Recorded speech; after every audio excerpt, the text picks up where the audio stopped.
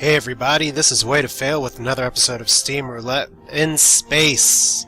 Today we are going to look at Kerbal Space Program, which is a game that, let me just put it like this, I'll just go ahead and recommend you get it.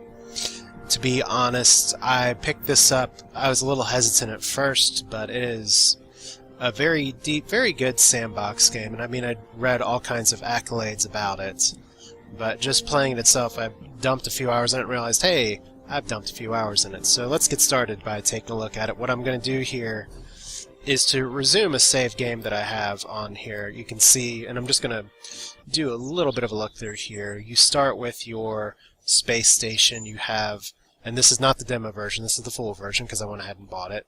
Yay! This is a space hangar where you can build space planes. Vehicle assembly building, we'll get there. The launch pad and the tracking station. I'm not entirely sure if you can see my mouse cursor through all of this, so I'll try and be as demonstrative as possible. And you can look in the system map and you can see all kinds of things just floating around. Some of them good, some of them not so good. So far I have managed to launch one probe around the moon, or moon. There's that. There's Kerbal, our home world. Let me get back to there. Kerbin, excuse me, and then Minmus, I managed to launch a probe and land it on there. So that's about where I am at this point. This is very much a sandbox game where your goals are kind of defined for you, at least while this game's in alpha or early stage. They'll have a campaign mode eventually, but my goal, at least for me, is to explore the solar system, which is thus.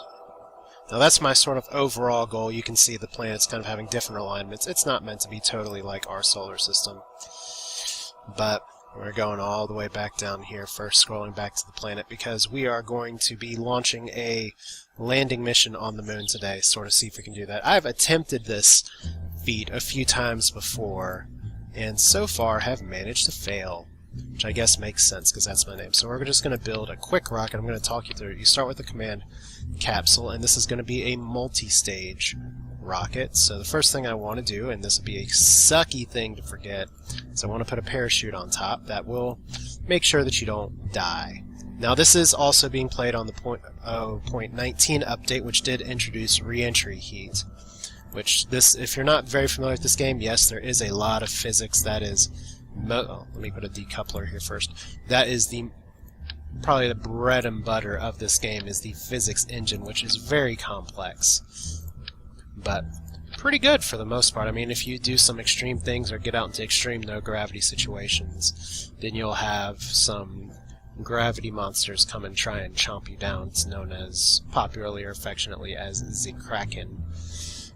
But let's see here. I'm just trying to make a rocket that can take me to the moon and back, and hopefully land and not run out of fuel. If I can even manage to land, that'll be an achievement enough for me, I think. So all I'm doing here is I'm putting some fuel tanks on here.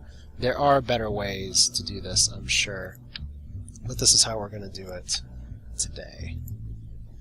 So I'm going to start with my fuel intake. And you can actually, you don't just have to have one like big model rocket here. I'm going to put a triple decoupler here so that I can start to put on some extra large engines here. Now I've had some issues in the past with saying, well, how far can I make it into space? That technically should be enough for me to get to the moon, but since I kinda suck, I'm going to put a third set of these on here. All else fails, I'll just Team Rocket my way out. So right now it looks like we have... Did I not put another... Oh, of course I... That's funny. It's kind of important for me to put an engine here. Now I'm still not sure exactly what engine I should put down here. I kind of like these two, the LV-T30, the... whatever that one is. It's not showing the name for some reason. But I think I'm going to go with a smaller engine down here because you don't need a ton of lift when you're on the moon, because in this game, much like real life, the moon has no atmosphere. So, and when we get to the launch point, we'll talk about atmosphere and everything, but this game takes pretty much everything you can into account when it comes to launching space programs. Let's see, is this going to be too big? No, that's just what we want. So these tail fins are important because they will let you control. I have what's known as a SAS module, which will do some autopiloting for me. I don't rely on it. Well, I rely on it a pretty good amount, not a ton. Let me put some, but the other thing I want to do is put braces here, and you can change this to sort of have braces go on all sides. So there's 1, 2, 3, and if you don't do that, these rocket parts are just gonna shake apart. And since I am putting on such a tall stack of engines here, I'm actually going to stabilize it in multiple places. So there's our basic rocket, and you can see right here it is a somehow it's kind of like it doesn't want to do this. We want multiple stages. There's going to be our first burn to try and get us out of the atmosphere, second burn to get us into space and back, and then this is going to be our final landing. So what, pray tell, are we supposed to do to actually land this boat? Well, in order to get off, it's optional, but I like to have at least some kind of ladder here. We don't want 3 ladders, that's not necessary. But 1 ladder should be sufficient to at least climb. I'm sure there's a way if I like shift click or something to hold on to these. But you can actually, as of recent updates, get out and explore in space. And what this ship is planning to do is actually just to go up, up, up and away and back. And we'll see if we can do it. We're either going to succeed and you all can revel with me in a first time achievement on my end, or you can laugh as I crash and burn, because that is a fairly common thing here too. Like when I tried this before, I actually managed to get pretty close to a landing, except I don't see them now, but I used a tiny ass landing struts. Yeah, I used the baby landing struts. They are not for doing this, so I gotta find something bigger. And now that I had to change my resolution for recording, it's a little bit harder here, because I don't remember exactly where everything is. So, okay, science, no. I had all this stuff here. Okay. L2 landing strut.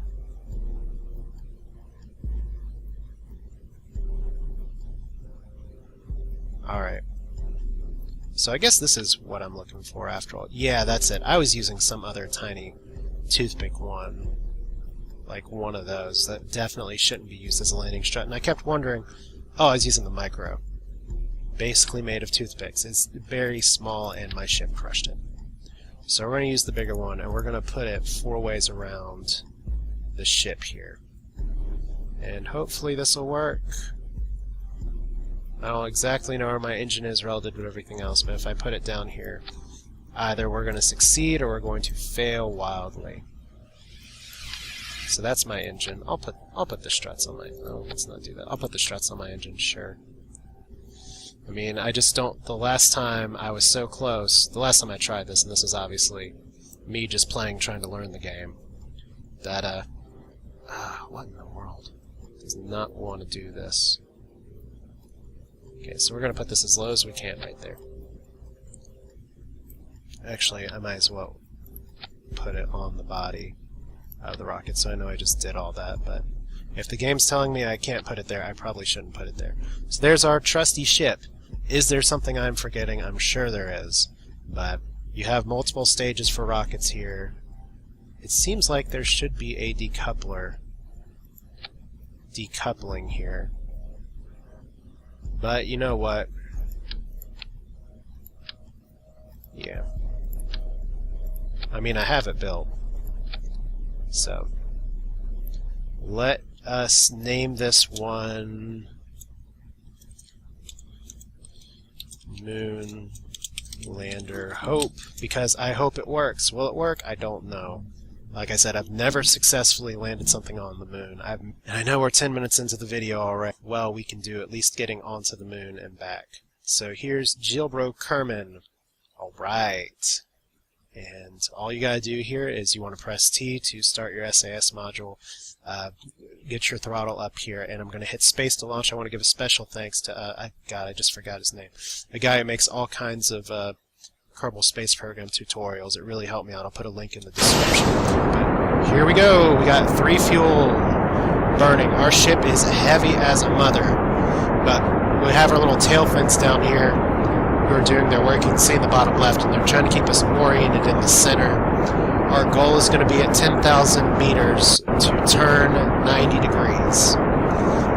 And you may say, oh wow, this game is pretty complicated. You're right, but I have no experience with flight simulators, and I've been able to pick up some things pretty well with some features that we'll see have added here. So right now I'm burning through a lot of fuel already. I don't know if that extra set of fuel tanks is helping me more than hurting me.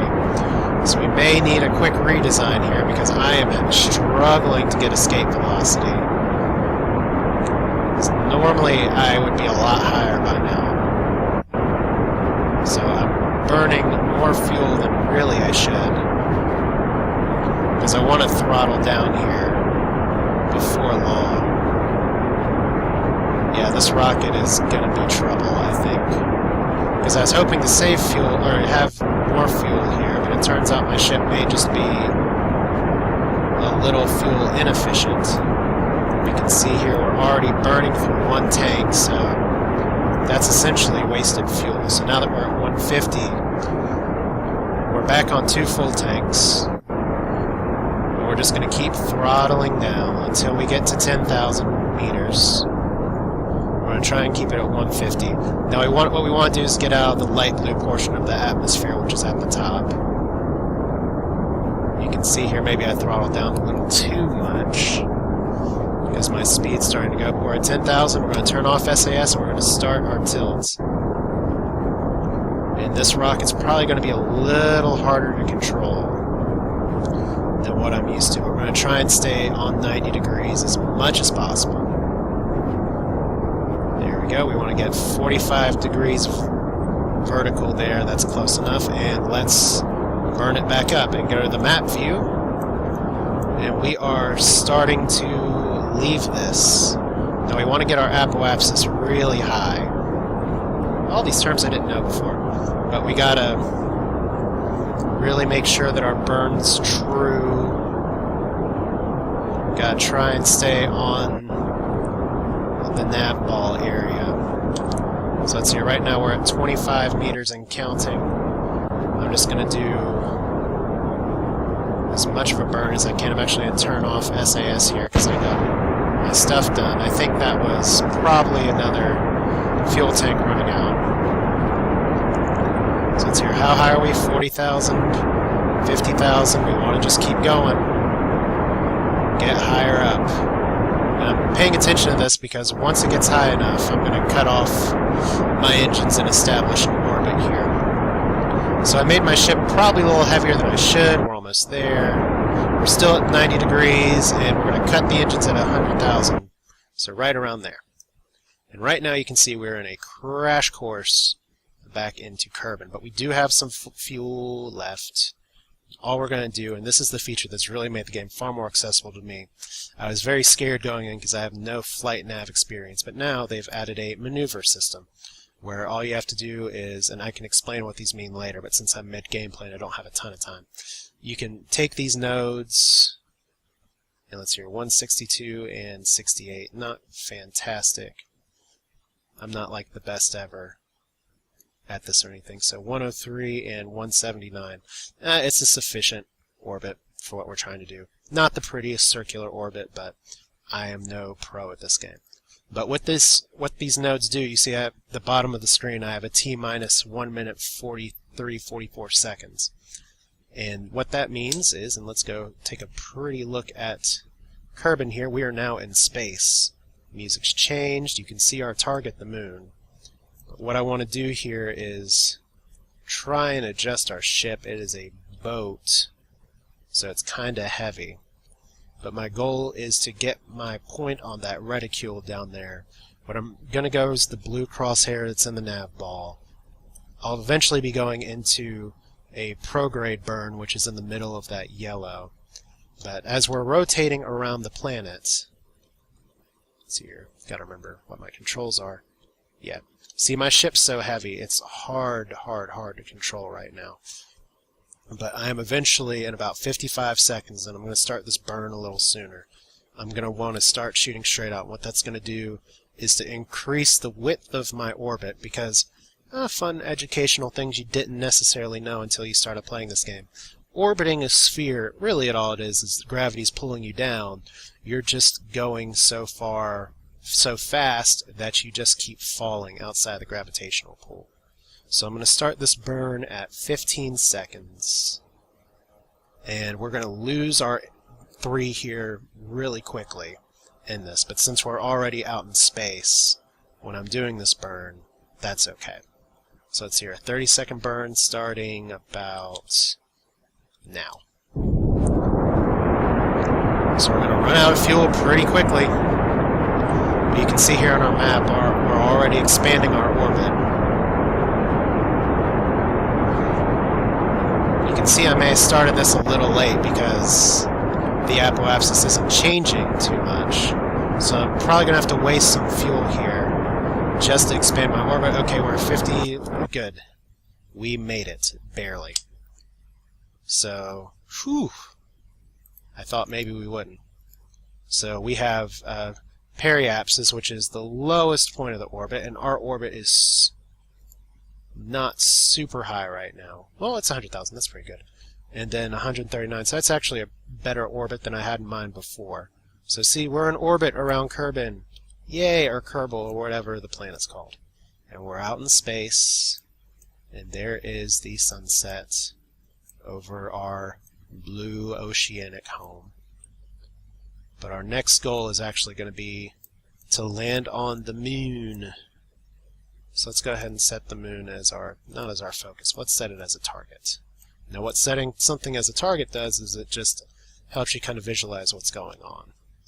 And once again, it's not like you have to sit here and know all of your physics and know all your calculations. Now knowing some things help, but you can use the maneuver system to see what you're trying to do. Like if I get to this point in the orbit around the circle, and I do a prograde burn, it's going to expand my orbit. You can see I'm going 2,200 meters per second right now. I'm going to get really slow here eventually. But we want to take our orbit to the edge here. Let's see, our orbit lines up well, almost perfectly. Wow, that was actually a really good burn by me.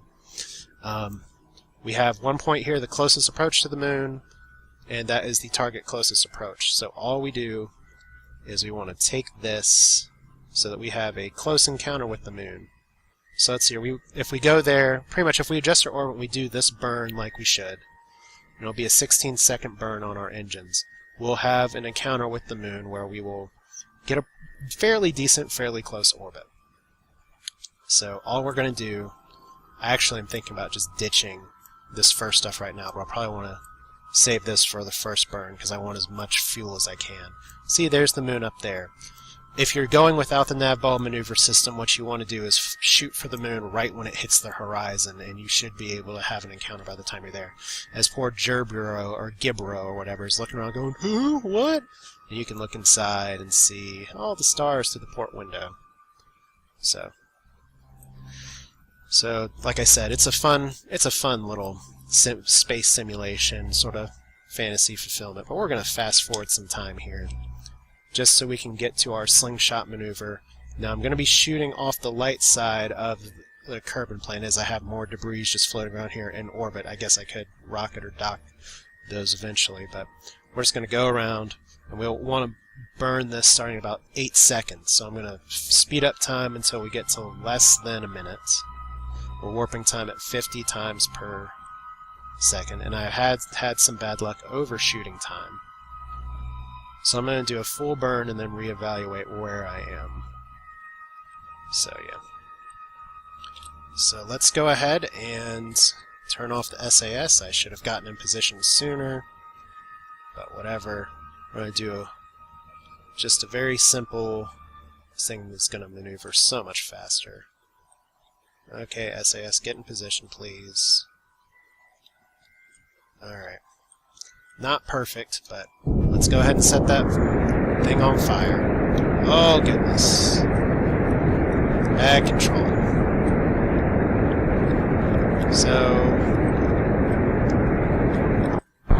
So we lost our first stage here. We've expanded our orbit, but we still have a little more to do, I think.